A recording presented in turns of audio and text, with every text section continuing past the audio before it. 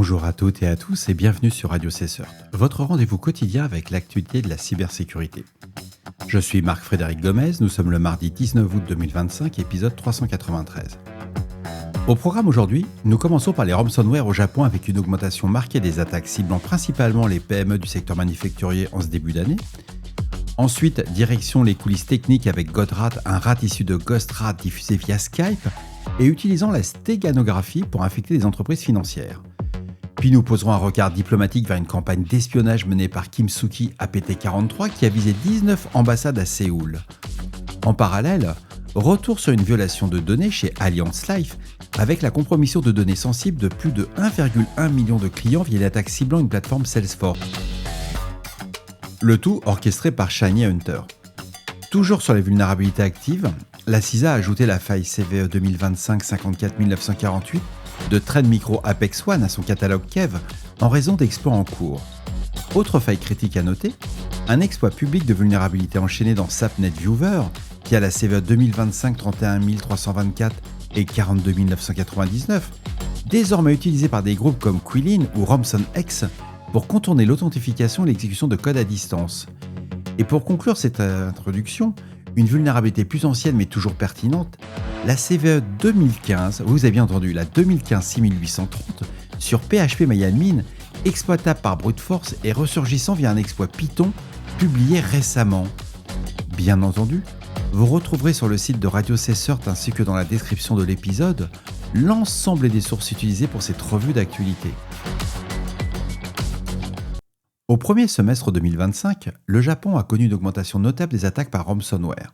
Selon Cisco Talos, le nombre d'incidents a atteint 68 cas entre janvier et juin, soit une hausse d'environ 1,4 fois par rapport à la même période de 2024. 48 cas avaient été recensés. La moyenne mensuelle est de 11 attaques avec un minimum de 4 et un maximum de 16 incidents par mois. Comme l'année précédente, les petites et moyennes entreprises sont les principales victimes. 69% des organisations touchées disposent d'un capital inférieur à 1 milliard de yens. Le secteur manufacturier reste le plus ciblé, représentant 18% des cas, suivi par l'automobile avec 5 cas, puis les sociétés de négoce, la construction et le transport, chacun avec 4 cas. Sur le plan des groupes identifiés, la situation a évolué. Logbit et 8base, autrefois très actifs au Japon, ont cessé leur activité après des opérations de démantèlement par les forces de l'ordre. En revanche, Quilin, actif depuis 2022, est devenu le groupe le plus dommageable au premier semestre 2025, avec 8 victimes confirmées dans le pays. 3 autres groupes, Lynx, Naxpire et Romson Hub, totalisent 3 attaques chacun. D'autres comme Akira, Cicada 3301, Gunra, Kawa 4096 ou Spacebeer sont responsables de 2 incidents chacun. Plusieurs groupes plus marginaux, dont Clop, Play et Black Suite, n'ont été associés qu'à un seul cas. Un éclairage particulier doit être porté sur Kawa 4096, apparu fin juin 2025. Ce groupe revendique déjà 3 attaques, dont 2 visant des entreprises japonaises, en publiant les données volées sur son site de fuite dès la fin du mois de juin.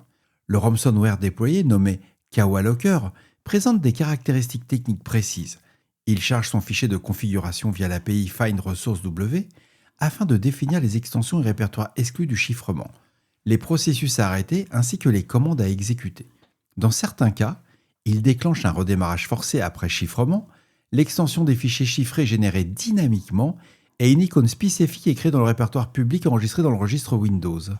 Kawa Locker accepte plusieurs arguments, dont le -all pour exécuter le chiffrement multithread, -d pour un répertoire ciblé et -dump pour générer un fichier de type crash dump.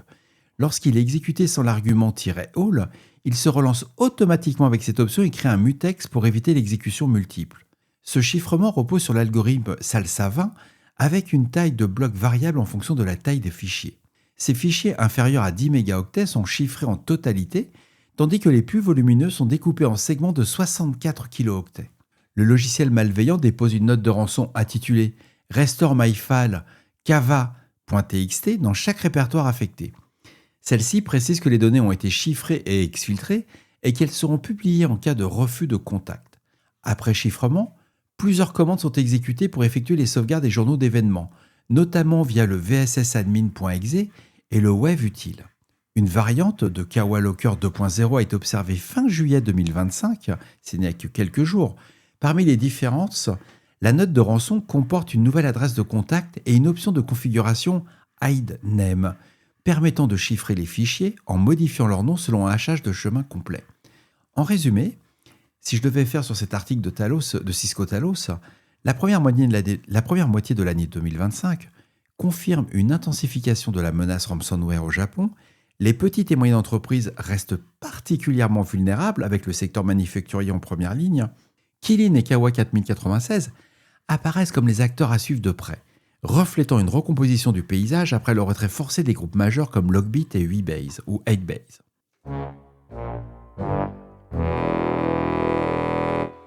En septembre 2024, des activités malveillantes ont été détectées contre des sociétés financières, notamment des entreprises de courtage et de trading. Les attaquants ont diffusé des fichiers .scr déguisés en documents financiers via Skype. Incroyable, ils utilisent encore Skype.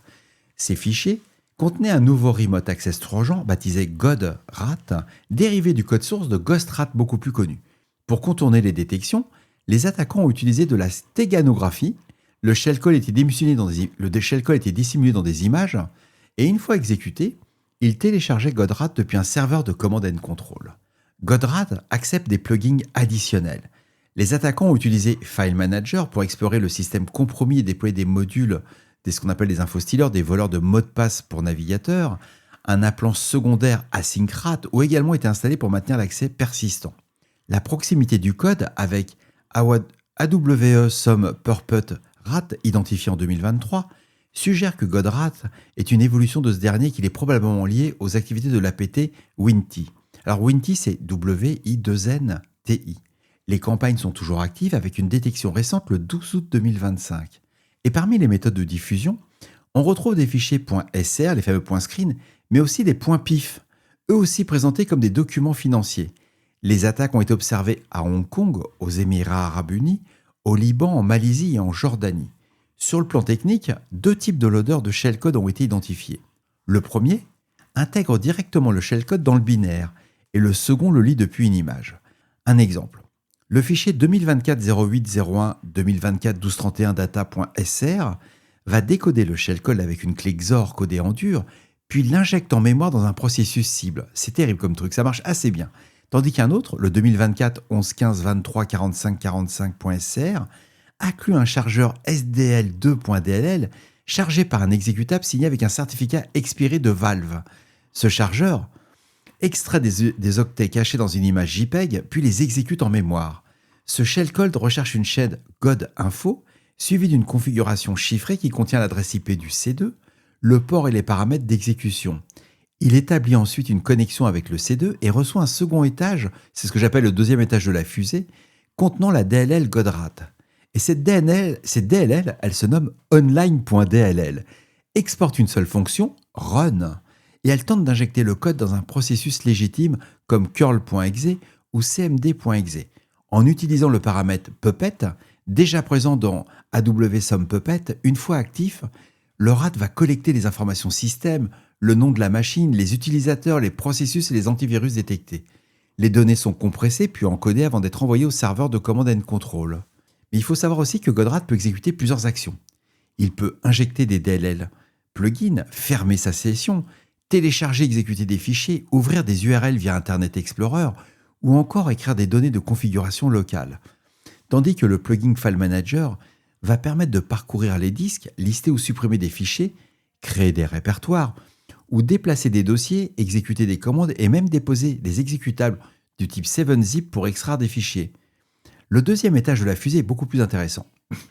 Les attaquants vont déployer des voleurs de mots de passe pour Chrome et Edge. Ces modules cherchent la base SQLite locale, logging data, récupèrent les identifiants après déchiffrement des mots de passe grâce à la clé contenue dans le local state, et les données collectées sont enregistrées dans google.txt et edge.txt. L'injecteur asyncrat a également été observé. Il utilise du shellcode, encodé toujours via XOR, contournant les protections AMSI et ETW, puis injecte un binaire en C#. Asyncrat inclut un certificat falsifié valide jusqu'à l'an 9999. Le fait marquant pour les chercheurs qui l'ont découvert, le code source de Godrat et son builder en ligne. Le builder va permettre de générer des exécutables ou DLL choisissant un processus légitime, comme svchost.exe, le cmd.exe ou le cscript.exe ou voire le curl. Mais la payload finale, elle est géniale. Elle peut être sauvegardée en .exe, en .com, en .bat, en .sr ou en .pif. Et l'analyse du fichier godrat.h confirme son héritage direct de GhostRat tout court. En conclusion, Godrat réemploie une base vieille de près de 20 ans. C'est ça que ça ressort de la part de c'est pour ça que j'ai retenu cet article, il est un peu long, mais je vous assure que quand on lit dans le détail avec tous les IOC, tous les hash et qu'on suit le cheminement des chercheurs, c'est juste une tuerie. Mais il enrichit aussi de nouvelles techniques comme la stéganographie, qui est vieille comme Hérode, et des plugins modulaires. Cela constitue une évolution directe de AWSOM Puppet, toujours actif, et lié aux activités attribuées à l'APT Winty.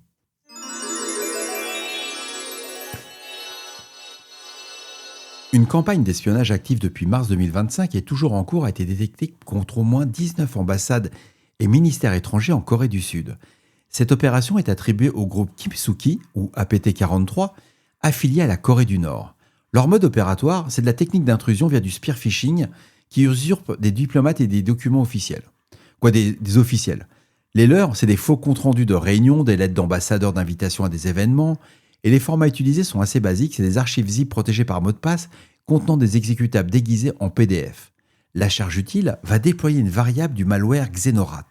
Alors les observations spécifiques à cette campagne, c'est le timing qui semble très suspect. Les activités suivent les horaires de travail chinois et cessent lors des congés nationaux chinois, mais pas durant les congés coréens. Possible exécution depuis la Chine ou par des sous-traitants chinois d'après les chercheurs. Les langues des documents piégés. Coréen, anglais, persan, arabe, français, russe, une adaptation qui est faite selon la cible et l'ambassade visée. Et dans les exemples concrets, il y a un email qui usurpait un agent de protocole de l'ambassade des États-Unis avec une invitation à un événement du 4 juillet, la fête nationale américaine. Alors quelles sont les capacités du malware Xenorat ? Contrôle à distance complet des machines compromises, keylogging, accès à la webcam, au micro, exfiltration des données, et les canaux d'exfiltration, ça passe par GitHub. Détournement de l'infrastructure légitime pour masquer le trafic, ainsi que des modules Dropbox, Google Drive et des services coréens comme Dome. Alors le contexte et les attributions qui ont été faites suite à ces différentes recherches, Kimsuki est actif depuis 2012, c'est pas un jeune groupe, cible régulièrement des gouvernements, des think tanks, des médias, des chercheurs. Au niveau des sanctions internationales, en 2023, les États-Unis et alliés du Pacifique ont sanctionné Kimsuki pour ses activités d'espionnage et de contournement des sanctions. Alors l'hypothèse qui en ressort, c'est que les unités nord-coréennes opèrent depuis la Chine ou la Russie pour masquer leurs origines et contourner les restrictions.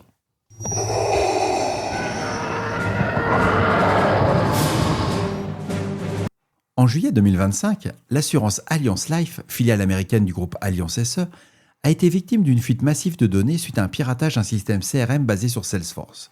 Les attaquants ont dérobé les informations personnelles de plus de 1,1 million de clients, incluant adresse email, nom, date de naissance, numéro de téléphone et adresse postale. Cette compromission s'inscrit dans une vague d'attaques attribuée au groupe Shiny Hunter, utilisant une application OAuth malveillante pour accéder aux instances Salesforce. Les données volées ont ensuite été publiées en ligne, confirmées comme authentiques par plusieurs victimes, et outre Allianz Life, d'autres grandes entreprises mondiales parmi lesquelles Google, Adidas, Qantas, Dior, Chanel ou Workday figurent aussi parmi les cibles de cette campagne.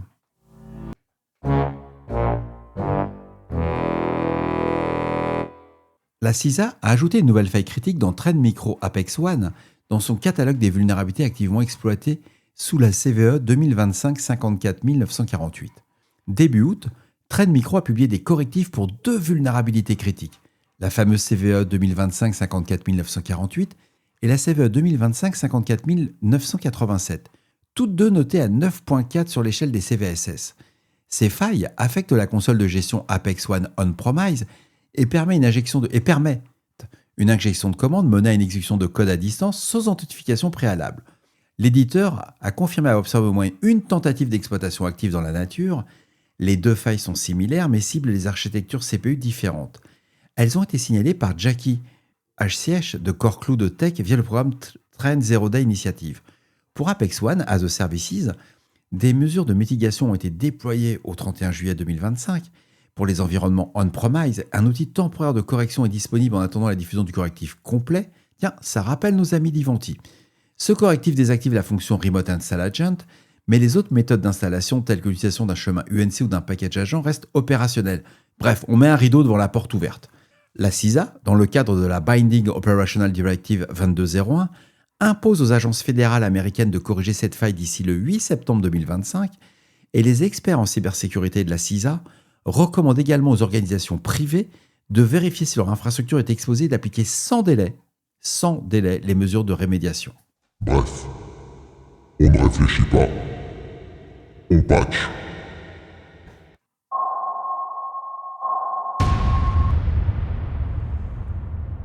Un nouvel exploit public combine 2 failles critiques dans SAP NetViewer, exposant les systèmes non corrigés à des risques de compromission complète. L'attaque en chaîne utilise la CVE 2025-31324 avec un score CVSS de 10, une absence de vérification d'autorisation dans le serveur de développement Visual Composer. La seconde, la CVE 2025-42999, elle est notée qu'à 9 points, une vulnérabilité de désérialisation non sécurisée dans le même composant. Ces vulnérabilités corrigées respectivement en avril et mai 2025 avaient déjà été exploitées comme 0 day dès le mois de mars de cette année.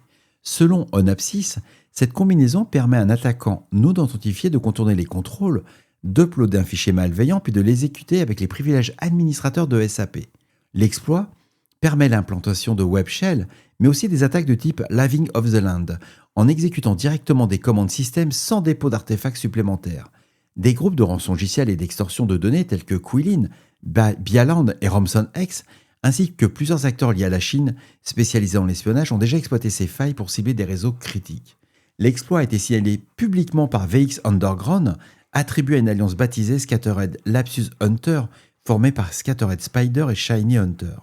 Onapsys met en garde contre l'utilisation du gadget de désérialisation publié qui pourrait servir à exploiter d'autres vulnérabilités similaires, récemment corrigées par SAP en juillet, telles que la CVE 2025-30012 ou plusieurs autres notées à 9.1. Les experts recommandent aux organisations utilisées SAP NetViewer d'appliquer immédiatement l'ensemble des correctifs disponibles, de restreindre l'exposition Internet de leur application SAP et de surveiller activement les signes de compromission ainsi que les journaux.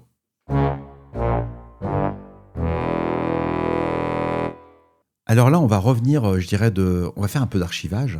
Il y a un nouvel exploit qui a été publié aujourd'hui sur ExploitDB qui concerne PHP-MyAdmin. Identifié sous le numéro EDB ID 52414 et référencé par la CVE, et là on s'accroche, CVE 2015-6830. La CVE, elle a 10 ans. Cette faille, initialement signalée en 2015, affecte les versions 3.0 ainsi que les branches 4.3.x avant la 4.3.13.2 et la 4.4 avant la 4.4.14.1. Elle permet à un attaquant distant de contourner l'authentification de connexion par brute force en exploitant la gestion des jetons dans l'interface de login. L'exploit rendu public est écrit en Python 3. Il fonctionne en automatisant la récupération des valeurs token et de cette session et présent dans la page de connexion de PHP-MyAdmin puis en envoyant en boucle des combinaisons utilisateurs mots de passe. Donc, exemple fourni par l'auteur se base sur l'utilisateur root avec des mots de passe faibles comme 1, 2, 3.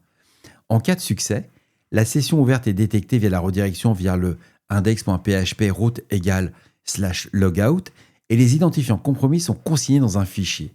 C'est juste une dinguerie. La vulnérabilité touche aussi bien les environnements Windows, Linux et Unix. Même si les correctifs existent depuis plusieurs années, la republication de cet exploit en août 2025 confirme que des versions vulnérables de PHP-MyAdmin sont exposées en ligne. C'est clair, le nombre de serveurs MySQL où il y a du PHP-MyAdmin et qu'on met pas à jour, on met à jour le serveur MySQL ou le serveur MariaDB, mais pas le PHP-MyAdmin. Non, ça c'est du luxe. Les administrateurs sont invités à vérifier la version de leur installation PHP-MyAdmin. Je vous ai mis le lien dans la description de l'épisode. Si vous utilisez PHP-MyAdmin, je vous recommande fortement d'aller voir si vous n'êtes pas dans une de ces versions, ponçables.